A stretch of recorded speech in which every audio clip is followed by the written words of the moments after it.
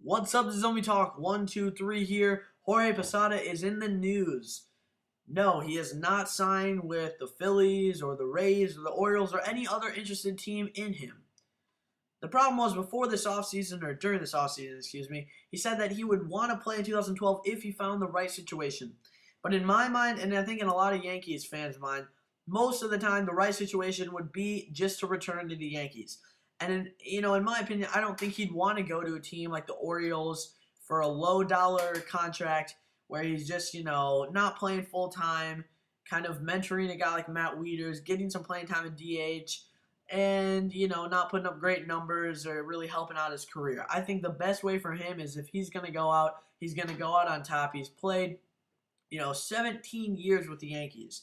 And when I say he goes out on top, I don't mean he won the World Series and he was an MVP and, all this stuff. What I mean is he goes out feeling really good. He goes out feeling that he gave it his all and, he put up a great career numbers. He did a lot for this Yankees organization. He did a lot winning championships with the team. Spent 17 years with the Yankees. He was drafted by the Yankees, if you remember the 1990 draft, he was drafted. And here's the funny thing. He was drafted in the 24th round. You don't see that much nowadays. A lot of the time, superstars are drafted in the first few rounds. He was drafted in the 24th. But remember, Albert Pujols drafted in the 14th round. Look what happened here. I mean, any team could have drafted him. They chose not to, and look what he's done for St. Louis. Well, you look what Jorge Posada has done for the Yankees, and even though he's not an Albert Pujols, he's definitely one of the best catchers that this generation has seen in his prime. He's hit 275 career home runs. You look at his numbers, and if you look at his OPS, if you look at certain stats, they rack up there with Hall of Fame catchers. So is he Hall of Fame worthy? That is the question. Is he Hall of Fame worthy? And this matter could be settled within the next 5 years, as that's when he could get nominated to be on the ballot. So this question doesn't need to be answered right now. But if you want to compare him to maybe other Hall of Famers, other Hall of Fame catchers, or other players of his generation, just look at his numbers. His on-base percentage, career on-base percentage is .374 in 17 seasons. If you don't count his first year, which didn't count because he played 8 games, he's never had an on-base percentage under 300. So that is a good sign, first of all. He was a solid catcher, solid mentor, solid defender for his team. We look at OPS. His OPS ranks just about as high as guys like Carlton Fisk. I think actually even higher than guys like Carlton Fisk. And he was a Hall of Fame catcher. So if you're going to compare him to other Hall of Fame catchers and other catchers of his generation, other players in general that are in the Hall of Fame, this guy has a legitimate argument. Will he make it? It's going to be close. Obviously, you look at some of his other numbers, not to that 300 home run mark, but he was a catcher. He only played 17 seasons, and he was a catcher. A lot of catchers don't have that offensive ability. A lot of catchers are there for defensive purposes because they can mean so much to a pitching staff. You don't need to have a catcher that hits 30 home runs a year, but obviously, you'd rather have a catcher that hits 30 home runs a year and has good defense like Jorge Posada than someone who doesn't hit at all. So you look at some of his numbers. He got 30 home runs in 2003. He had 23, 20. He's had solid numbers a lot of times above 20 home runs. He's had solid numbers RBIs, getting above 100 RBIs once. The main thing here is he was postseason. He was very good for the Yankees, came up clutch. He came up clutch even last season when he was not that great. He comes in the pitch hitting role, and he comes through for the team. No matter what the age of this guy, he has been there for the team, helping them win championships and being a very important, vital aspect of this Yankees team.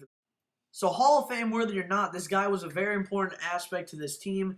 His first official rookie year, he's 25 years old. He put up good numbers, and ever since then, he's been the backstop and recently DH for this team. He's retiring at an age almost 40. I think he might be turning 40 very soon, actually. He's 39 right now.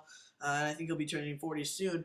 So, this guy, he's been great for the Yankees, and he would be great for any team. And the thing with last year when he, took himself out of the lineup when he was put in the 9 spot, that was a mix of frustration and obviously mad about being in the 9 spot. But no player should be able to do that. But I will say this. When a player's been in the city for a certain amount of time and you have the ego as a Major League Baseball player, most likely would develop after playing in the majors for this amount of time, you play in the city and you're comfortable there and you're frustrated and mad, I can see someone doing something like that, but that doesn't make it acceptable at all. Obviously it was a time of frustration for him, but again, it's not accepted, and it is a very selfish move. It's not thinking of the team, and he knew that. He made a mistake that day. People make mistakes every day, and I think when you get past that and you really just think about that's one tiny little thing that happened in 1 year. You think of every year that he played for this Yankees team being an important aspect in this team for the last 15, 17 years.